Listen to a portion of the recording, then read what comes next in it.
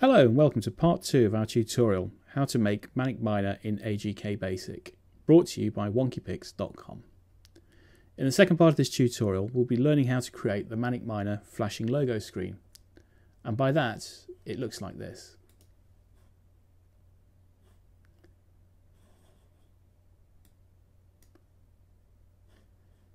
In my programs, I like to define variables or constants. The benefit of using constants is that, unlike variables, it doesn't use any memory in your program. So these are compiled these are available at compile time. And where you have a variable, or where you have this value, it is substituted with the number. So we have maximum flashing array at 100. We have 100 elements. We have colors defined as 0 to 8 for black through to white.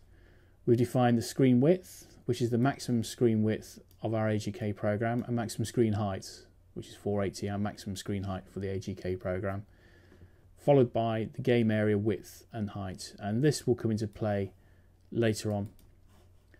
Block size we've parameterized, or variables, to 20 for this tutorial, and by changing this value here, let's say 10, the blocks will be rendered at half the size, as you can see here. And if you increase the size, let's say 26, they pretty much fill the screen and a little bit some. We will use 20 in this instance. Something that you'll see common in my programs is the use of Hungarian notation for variable definition. We have a G to define the scope, and that means global. It could be M for member. We have an underscore and then I to indicate the type.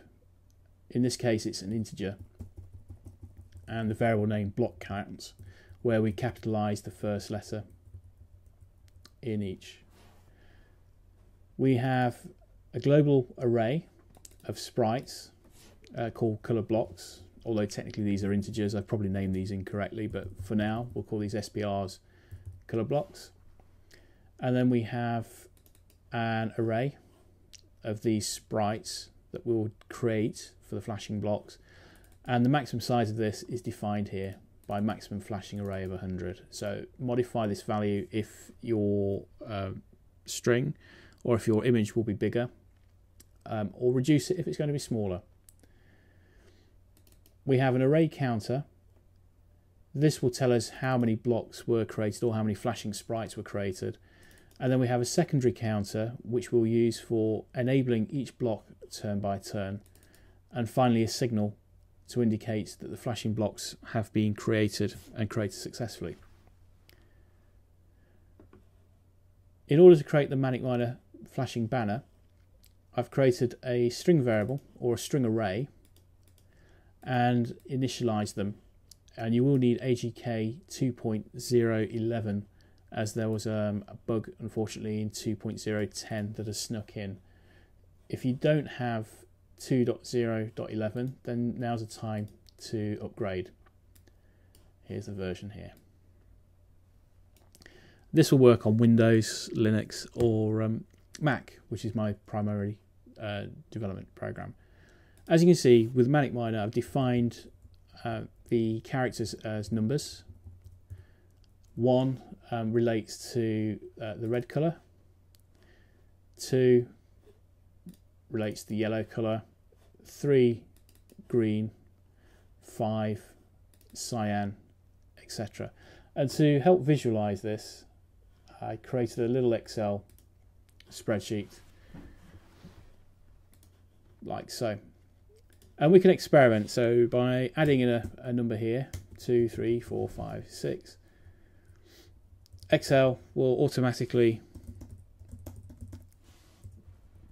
fill the block in of colour that I need. So this is how I knew the exact dimensions.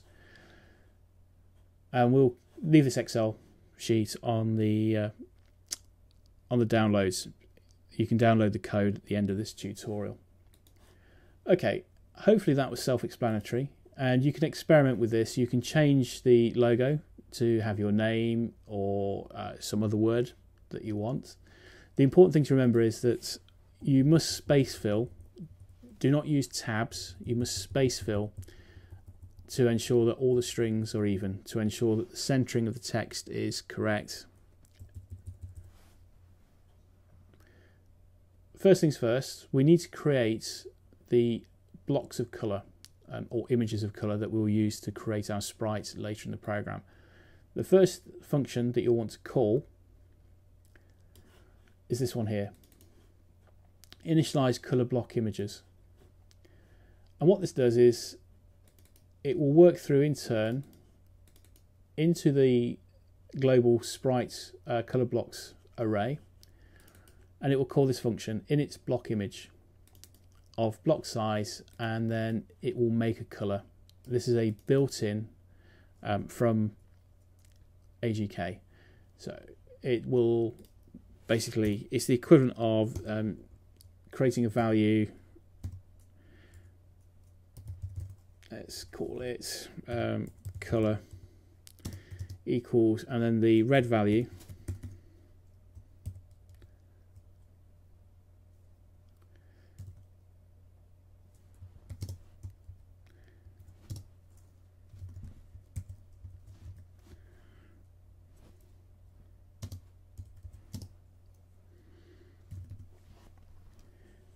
creating red, green and blue. I think it's something like that, but you can have a look in the manual, so you can hit F1 whilst highlighting.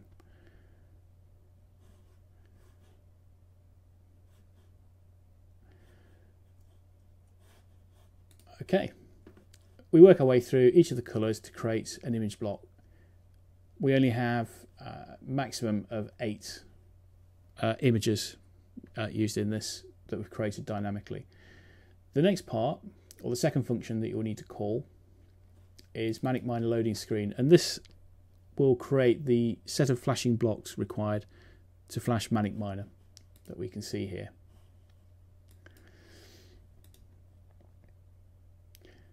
First thing we do is we get the length of the string. Because we've made sure that they are exactly the same length, I've cheated here and just picked the first one. So that is our length. That is how many columns across that we will use.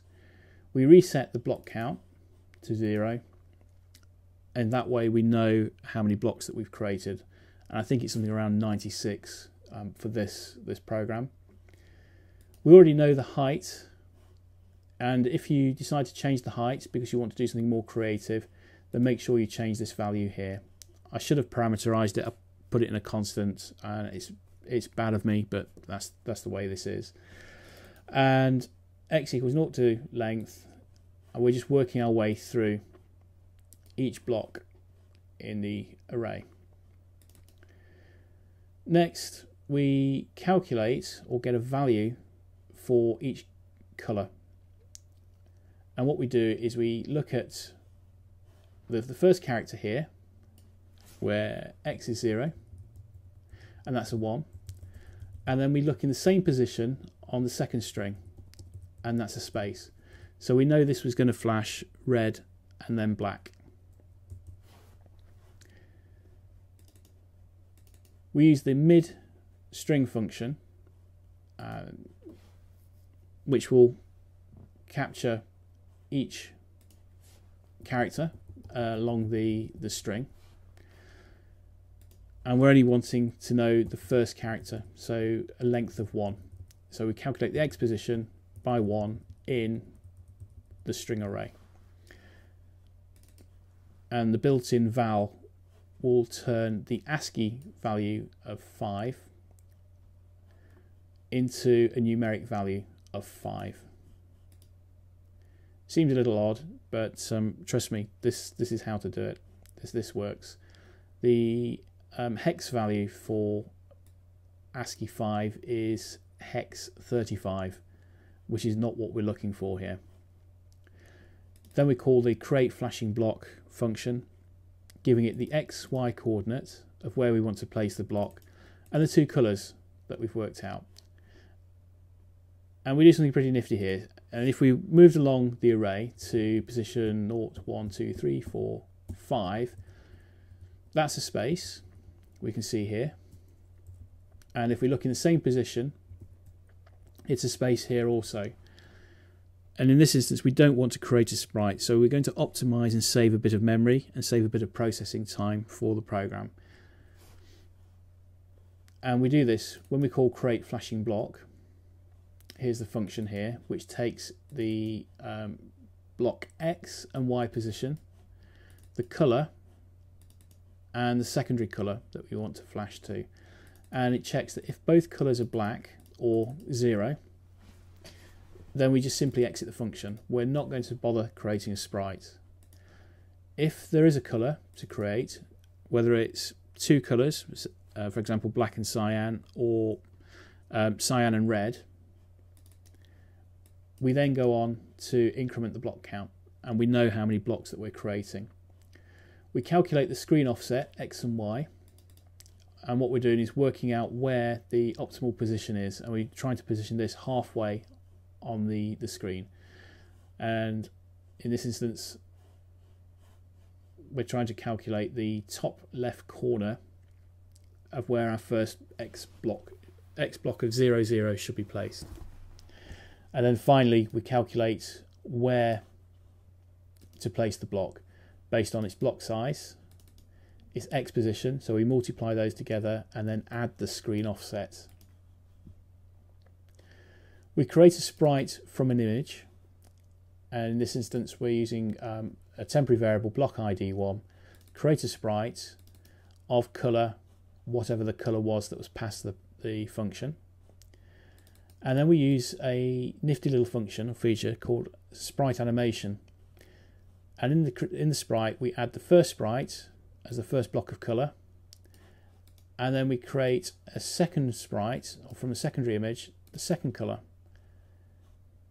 And this way we can create a flashing block without having to do any additional processing. We set the sprite position based on the X and Y that we calculated here. And then we use another function called play sprite, and this plays the animation for us. And we want 3 frames per second. You can change this. We'll see what the effect does shortly. One says I want to repeat indefinitely, and then the start sprite frame animation of 1 and start frame of 2. End frame of 2. So we're only flashing 2 colors. If I run this again, just to show that it's flashing on the screen, if we change this value here to 10, for example, this will flash a lot faster. It's a little bit psychedelic, isn't it? So let's change that back to the value 3. And to create the block switching on effect, we set its alpha or its transparency to 0, and this means it's fully transparent. To see the effect in action, we can switch to 255, which means fully opaque, and when we run the program again, all the blocks appear. They don't appear to be coming on individually or switched on individually. And to show the effect, if we switch this to 64, so the sprite is transparent or semi-transparent, you can see the effect in action. It looks like the blocks are being coloured in, so they were there all along. We're just switching those on as we cycle through the program. Set sprite snap is another useful feature. When you're calculating X and Y positions, sometimes you can have a point value, i.e. X position of 25.3. What this will do is force the sprite into an integer style position, and therefore 25.3 will become 25. And this will stop some image degradation, or the way that the images can appear to be juddering on the screen. It's a useful one to have here. And set sprite depth, we're just setting the Z position, and 0 is the topmost on the screen. If you've got multiple sprites, this becomes more important because this defines the order in which the sprites are rendered. And then finally, we're going to add the sprite that we've added to an array, and we're also going to check the bounds of that array before we add it. and therefore the block array counter, we're checking that it's less than the maximum size that we've defined for the array, and if so, we can add it to the color blocks ID sprite array for the counter, and then we add 1 to the counter. So increment is the equivalent of GI block array counter equals GI block array counter plus 1, and then we end function. This will create the flashing blocks. We drop back out, and then we set the final variables to say the flashing blocks are created, that's a signal, and then we reset the block array counter 2, which we'll use for switching the blocks on individually, to 0. And that becomes important when we come to switch the flashing blocks on. If we temporarily switch back to our main program, you might be familiar from the splash screen tutorial. And here we have, I've commented the splash screen out for now.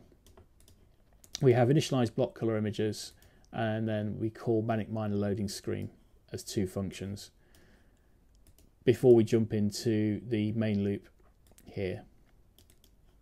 And what we've done is we've checked to see if the flashing blocks are created. Therefore, if it's greater than 0, they're available and we need to switch some blocks on. And then we call the switch on flashing blocks function. And depending on how many of these we have, will increase or decrease the speed of switching the blocks on. I've done it this way. If there's 2 or 3, it's a lot quicker just to cut and paste the code here, and it's more optimal. However, you can use a for loop. That is probably the correct way to iterate. So I equals 1, 2, 3.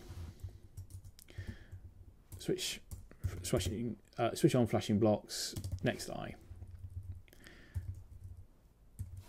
Will also give you the same effect. Okay, so let's switch back here, and I should have switched the sprite alpha back to 0. There we go, that's now correct. And the final function is the switch on flashing blocks, and all we do here is have a look at the block array counter 2, which is an index as to where we've got to last. If it's less than the blocker counter array, so have we got to the maximum number of blocks to switch on? If not, then we turn the alpha for each element of the array to 255, which is fully opaque, and then increments, so add 1 to the counter 2. If, however, we've reached the end of the array, we then switch the signal for flashing blocks created to equal 0. And this tells the program that there are no more blocks to show on the screen. There are other ways of doing it. We could return a variable here at the end function, but this is the way I chose. We go back to the main AGC, and here you can see we've got switch on flashing blocks, and there you go. That's how we create Manic Miner flashing blocks dynamically without creating any sprites yet. As an added bonus, you can play around with how the images are created. So if we go back to init block image that we spoke about earlier, I'm going to take out the draw box, I'm going to comment that out and use an ellipse. And we can find more information about the ellipse from the command here. And it takes an X and Y parameter, a radius X, a radius Y, and then red, green and blue color, and then whether it's filled or empty. And the color here is defined. So it's not very clear from the documentation, but color 1, color 2, you use the make color command. And if we run this program again, we've now got flashing Manic Miner in circles. And just by creating a dynamic image here, you could use letters by using print on the screen. You could do anything you want within reason here. If you want to know more about Hungarian notation, there's a good wiki article that describes the method. Personally, I find it very useful when programming because it does help you remember the variable types How often have you looked at a variable, and is it a string? Is it a float? Is it an integer? Is it a pointer? This just makes things, or makes programming a lot easier, in my opinion. But follow the style that suits you best. Have a look at the Manic Miner agkwordpress.com website. I will be updating this. I do have a day job, so progress will be slow, I'm afraid, as I work through it. But I'm just demonstrating how it is possible to create remakes in AGK. And have a look at our WonkyPix website at www.wonkypix.com.